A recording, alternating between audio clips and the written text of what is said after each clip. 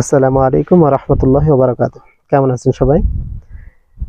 আমি আজকে আপনাদেরকে একটা গাছ দেখাবো। আসছিলাম পাহাড়ে একটু ঘুরতে সবাই মিলে। তো গাছটা নজরে আসলো, তো ভাবলাম একটু ভিডিও করে আপনাদেরকে দেখাই।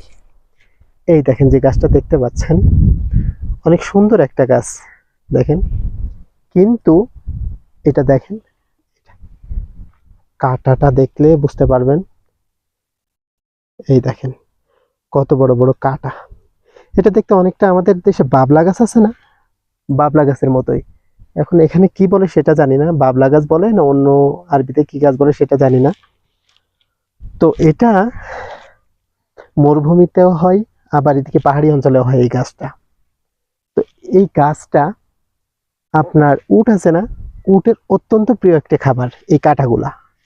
দেখেন অনেক শক্ত মজবুত কাঁটা।